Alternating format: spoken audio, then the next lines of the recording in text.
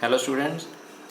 So today we will start our next topic, which is electric potential at any point due to dipole. Previously we have completed electric potential due to dipole at a point on axial line and at a point on equatorial line. So next topic is electric potential at any point due to dipole. So any point means that point can be anywhere. It is not on the axial line, as well as it should not be on the equatorial line, but anywhere else, right? So first of all, we will draw a dipole minus q plus q, right? Center is O and whose length is 2l, so it is L. Here it is also L, right? So we will assume this point P here, which is at distance x from the center of the dipole.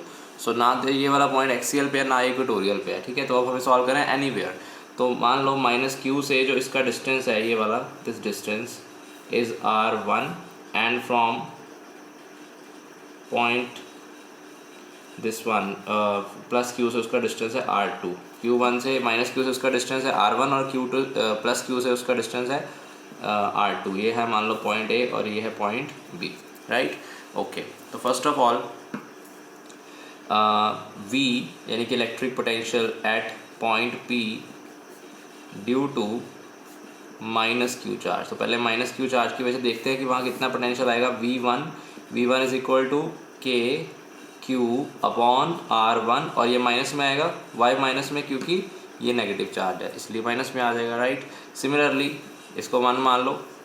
Now V at point P due to plus Q charge. अब plus Q charge की वजह से अगर मैं देखूँ तो वो आ जाएगा आपका V2 इज इक्वल टू के क्यू प्लस में है ये अपॉन R2, ये आ गया आपका। अब जो नेट पोटेंशियल है वो कितना आएगा आपका, बोलो? इसको मान लो equation number 2। Okay, now net potential will be V net is equal to, आप तो पता है अलजेब्रिक सम ही करना है क्योंकि ये स्केलर क्वांटिटी है। तो V1 प्लस V2, तो V1 प्लस V2, V1 की वैल्यू ये वाली और V2 की वैल्यू ये वाली पुट करो और के क्यू कॉमन निकाल दो, तो 1/R2 माइनस 1/R1, ये हमने एज लिख दिया। अब आ जाता है कि हमें तो R2 और R1 पता ही नहीं है ना? हमें क्या पता है? हमें सिर्फ ये पता है कि सेंटर से x डिस्टेंस दूर है। आप प्रेफरेबली इसको ना R मान लो, दैट विल बी बेटर। तो R ही मान लेते हैं इसको।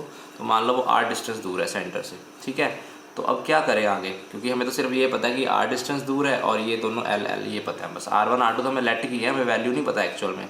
तो इसको अभी हम इक्वेशन नंबर 3 मान के यहीं छोड़ेंगे, ठीक है। हमें पहला क्या करना होगा, R2 और R1 की वैल्यू निकालनी होगी। अब देखो मैं क्या कर रहा हूँ, ध्यान से अब ये समझना आपने, क्योंकि ये एक पॉइंट है और यहाँ पर लिया हुआ हमने। तो अगर मैं इसको यहाँ से ऐसे एक्सटेंड कर देता हूँ इधर थोड़ा सा ऐसे करके, ठीक है, और यहाँ पे एक परपेंडिकुलर ड्रॉ कर देता हूँ ऐसे, ये इसको ऐसे इधर से एक्सटेंड किया, ठीक है, ये वाला, और यहाँ से एक 90 डिग्री ड्रॉ कर दिया, राइट? और सिमिलरली बी पॉइंट से भी यहाँ पे एक परपेंडिकुलर ड्रॉ कर दिया। ये मान लो M हो गया और ये मान लो N हो गया, ये दोनों परपेंडिकुलर वाले पॉइंट M और ये N, ठीक है। अब अगर आप फिगर को ध्यान से देखोगे ना, इसको एक बार बुक से भी फिगर को देखना, प्रॉपरली स्केल से बनाया होगा।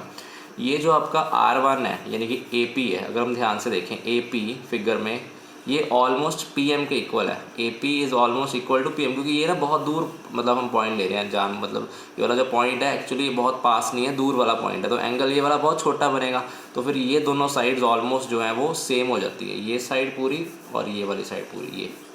तो फिर हम बोल सकते हैं कि जो AP है वो ऑलमोस्ट PM के इक्वल है, almost.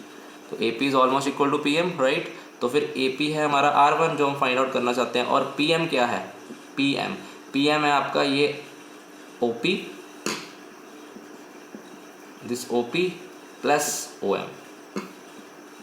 Okay, and what is OP तो आपको पता ही है, ये R डिस्टेंस है already, R plus what is OM कैसे निकलेगा? अब आपको पता है दिस डिस्टेंस इज L, और ये मान लो एंगल यहाँ पे थीटा बन रहा है दोनों तरफ, वर्टिकली ऑपोजिट एंगल, ये L है, ये थीटा बन रहा है। तो आप ये देखो, ये राइट एंगल ट्राइंगल है, तो यहाँ से अगर आप देखो ना OM की वैल्यू, तो OM upon L base upon hypotenuse is equal to cos theta. तो OM upon L is equal to cos theta. तो OM की वैल्यू आ गई आपकी L कॉस थीटा। ये इस राइट एंगल ट्राइंगल से है, ये याद रखना, इस राइट एंगल ट्राइंगल से base upon hypotenuse, hypotenuse is L, ठीक है। तो ये आ गया R plus L cos theta, R1 की value almost R plus L cos theta के इक्वल आ जाएगी, ठीक है। ओके, नाउ ऑल्सो ये जैसे ये निकालना है मैंने AP उसको बराबर दिया। अब ये देखो ध्यान से, जो आपका PN है, अब जैसे इसमें परपेंडिकुलर यहाँ ड्रॉ किया है तो ये बराबर होगी दोनों, ऐसे ही यहाँ पे परपेंडिकुलर ड्रॉ किया तो PN जो है वो PB के बराबर है। PB या AP, जैसे उसमें AP लिखा था तो यहाँ पे आप BP लिख दो, BP is almost equal to PN, ठीक है। और कैसे वैल्यू निकालोगे आप PN की, PN किसके इक्वल होगा, OP, PN is equal to OP minus ON, OP minus ON is equal to PN। तो मैं लिख रहा हूँ OP माइनस ON।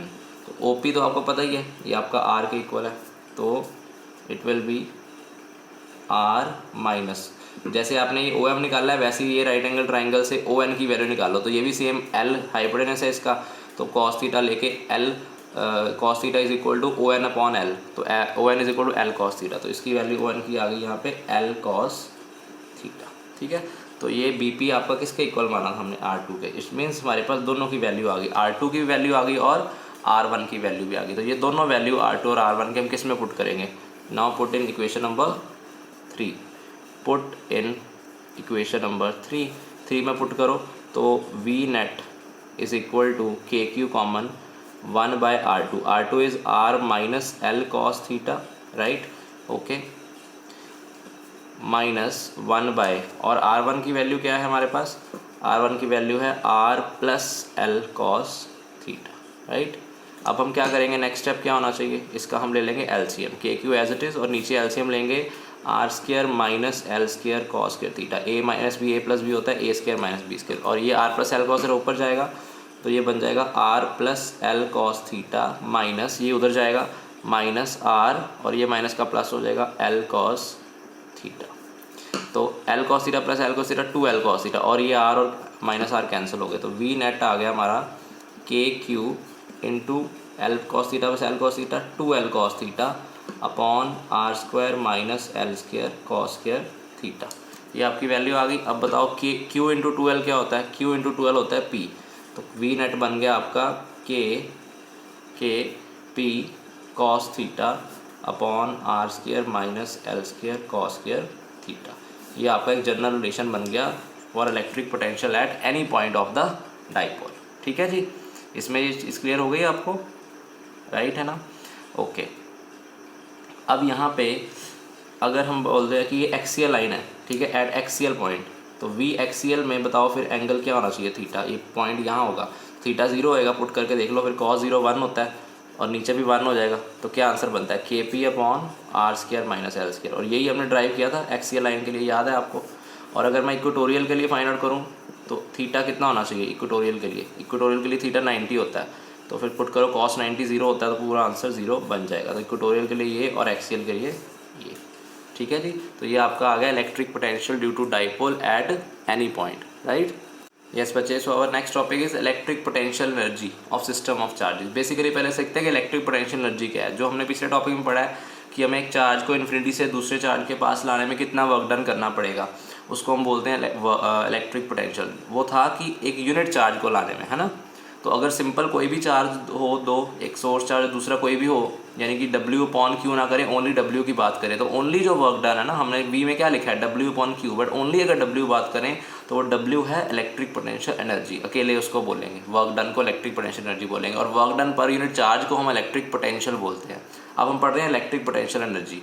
तो मान लो मुझे कोई दो चार्जेस को, एक को यहाँ रखना है, एक को यहाँ रखना है, इन्फिनिटी से दोनों को लेके आना है एक जगह पे, तो कितना वर्क डन करना पड़ेगा, उसको बोलूँगा मैं electric potential energy of system of charges. तो डेफिनेशन क्या है इसकी, it is defined as work done in bringing the number of charges, चाहे 2 हो, चाहे 3 हो, चाहे 4, it is the work done in bringing the number of charges from infinity to a particular configuration. Infinity से एक पर्टिकुलर कन्फिगरेशन तक लाने में हमें कितना वर्क डन करना पड़ेगा। अब वो चाहे वो कन्फिगरेशन कोई एक वायर के 2 एंड्स हैं, लीनियर में है, ट्राइंगल के वर्टिसेस हैं, जब स्क्वायर की वर्टिसेस हैं, जब टेट्राहेड्रन की हैं पॉइंट्स, जब पेंटागन, कोई भी मतलब ऐसे हो सकता है कि एक पर्टिकुलर कन्फिगरेशन में लाने में हमें कितना वर्क डन करना पड़ेगा, उसको हम बोलेंगे electric potential energy of system of charges. और ये इंपॉर्टेंट क्वेश्चन है बोर्ड के पॉइंट ऑफ व्यू से, ठीक है। तो हम एक एग्जाम्पल करते हैं। फॉर एग्जाम्पल हमारे पास ना ये ऐसे एक ट्राइंगल, इक्विलेटरल ट्राइंगल है, उसकी साइड है मतलब इक्विलेटरल ट्राइंगल और उसकी साइड है हमारी, चलो ऐसे करो, इक्विलेटरल के पहले ना सिंपल ये मान लो R1 R2 और R3 ये इसकी साइड्स हैं एक ट्राइंगल की, ठीक है। इक्विलेटर नहीं है, साइड्स हैं ये। तो इसके यहाँ पे वर्टिसेस पे हमें यहाँ पे चार्ज Q1 और यहाँ पे चार्ज Q2 और यहाँ पे चार्ज Q3 रखा है। ऑब्वियसली ये सारे एक दूसरे को रिपेल करेंगे सोचो, बट फिर भी ये एक जगह पड़े हुए हैं, तो आपस में हमने बाहर से कोई फोर्स लगाई होगी तभी ये रुके हुए हैं एक जगह पे, नहीं तो अगर ये ऐसे ही रखे हैं तो वो तो रिपेल करके दूर चले जाएंगे क्योंकि पॉजिटिव है सारे, फिर भी एक जगह रुके हुए हैं। इसका मतलब बाहर से हम कोई एक्स्ट्रा वर्क डन कर रहे हैं जिसकी वजह से एक पर्टिकुलर कन्फिगरेशन में बंधे हुए हैं, तो वो कितना वर्क डन हमें करना पड़ा, वही इसकी स्टोर्ड एनर्जी है। जैसे स्प्रिंग है, स्प्रिंग को हम टाइट करके रखा हुआ है एक जगह पे, तो वो उसमें एनर्जी स्टोर्ड है, तो कितनी एनर्जी स्टोर्ड है इस सिस्टम में, यही हमें फाइंड आउट करना है। This is the electric potential energy of system of charges. तो आपका क्वेश्चन भी यही है, find the electric potential energy of this configuration, triangle वाली, ठीक है। तो अब क्या करना होता है, इसको कैसे करोगे, देखो सबसे पहले क्या मेथड है आपका। पहले तो मैं आपको फॉर्मूलेस बता दूं, साइड पे हम एक बार लिख लेते हैं। फॉर्मूले 3 हमने अब तक पढ़ लिए। एक हमने पढ़ा इलेक्ट्रिक पोटेंशियल पढ़ा हमने KQ/R, प्लस में है पॉजिटिव के लिए, for positive it is plus KQ/R, ठीक है। और फॉर नेगेटिव चार्ज अगर है तो माइनस KQ/R, ठीक है। ये सबको पता है। इलेक्ट्रिक फील्ड का भी अब तक हम पढ़ चुके हैं, इलेक्ट्रिक फील्ड का फॉर्मूला हम पढ़ चुके हैं KQ/R², स्मॉल q भी हो सकता है। फोर्स का तो आपको पता ही है KQ1Q2/R²। और एक अब हमने वर्क डन, अब ओनली वर्क डन की मैं बात कर रहा हूँ, तो वर्क डन या फिर पोटेंशियल एनर्जी ओनली, उसका फॉर्मूला है, इलेक्ट्रिक पोटेंशियल एनर्जी की बात कर रहा हूँ, उसका फॉर्मूला है KQ1Q2/R। ये पता कहाँ से आया, जब आपने इलेक्ट्रिक पोटेंशियल की डेरिवेशन की तो वहाँ था ना KQ/Q0/R, तो फिर आपने बाद में Q0 काट दिया था डिवाइड करके, वो काटना नहीं है, वो ओनली वर्क डन की बात कर रहा हूँ। इसमें कोई दो चार्जेस हो सकते हैं, तो KQ1Q2/R ये आपका वर्क डन या फिर पोटेंशियल एनर्जी का फॉर्मूला है। तो ये फॉर्मूलाज याद रखने हैं आपने, ओके। अब इसी पे मैं निकाल रहा हूँ, देखो पहले मुझे क्या करना है, इन्फिनिटी से इस पॉइंट A पे लाने में कितना वर्क डन करना पड़ेगा, फिर B पे, फिर C पे, तीनों चार्जेस को एक एक करके, ओके। सबसे पहले ध्यान से देखो, work done in bringing Q1 from infinity, Q1 को इन्फिनिटी से लाने में कितना वर्क डन करना पड़ेगा। अब देखो ध्यान से, जब मैं Q1 को लेके आया तो क्या कोई और यहाँ पड़े हुए थे पहले से, नहीं, सबसे पहले Q1 आया, तो फिर उसको तो वर्क डन कोई करना नहीं पड़ेगा उसके, क्योंकि वहाँ पे कोई और है ही नहीं कन्फिगरेशन, किसी के किसके अगेंस्ट लेके आ रहे हो, कोई नहीं है वहाँ पे, इसलिए W1 तो 0 आ गया, ठीक है। अब ध्यान से देखो, दोबारा लिख रहा हूँ, फॉर Q2 को पॉइंट B पे लेके आ रहे हो आप इन्फिनिटी से, तो कितना वर्क डन करना पड़ेगा, तो वर्क डन आ जाएगा उसका W2, ठीक है। तो कितना वर्क डन करना पड़ेगा, वर्क डन का फॉर्मूला क्या है हमारा, Q1 Q2 मतलब जिसको लेके आना है और जो दूसरा सोर्स है, तो किसको लेके आना है, Q2 को, और सोर्स क्या है Q1, तो Q1 Q2 यानी कि दोनों के मल्टीप्लिकेशन अपॉन कितना डिस्टेंस है दोनों के बीच में, R1, यहाँ लेके आना है। ऐसे लिखते हैं ना हम, यही फॉर्मूला है हमारा, जहाँ पे दोनों के बीच का डिस्टेंस ये लिखते हो ना वर्क डन में, तो ये आ गया W2, ये सेकंड को लाने में ये वर्क डन करना पड़ेगा। सिमिलरली फॉर Q3 में कितना वर्क डन करना पड़ेगा, थर्ड वाले में, तो थर्ड वाला जब आया इन्फिनिटी से यहाँ पे, तो फिर ऑलरेडी 1 भी पड़ा हुआ था और 2 भी पड़ा हुआ था, क्योंकि जब 1 आया तो कोई नहीं था इसलिए 0 पड़ा, जब 2 आया तो 1 पड़ा था, अब जब 3 आया तो दोनों ही पड़े हुए हैं, तो फिर जब 3 आया तो हमें वर्क डन दोनों करने पड़ेंगे, यानी कि हमें ये तो वर्क डन 2 का विद रिस्पेक्ट टू 1 करना पड़ा। अब जब 3 आया है तो 3 का वर्क डन कर रहे हैं ना with respect to 2 as well as 3 का work done with respect to 1, दोनों के अगेंस्ट करना पड़ेगा। तो 3 का 2 के विद रिस्पेक्ट टू क्या वर्क डन है, लिखो KQ2Q3/R3, राइट, इसका प्लस दूसरे का KQ3 जो लेके आए आप किसके, Q1 के, अपॉन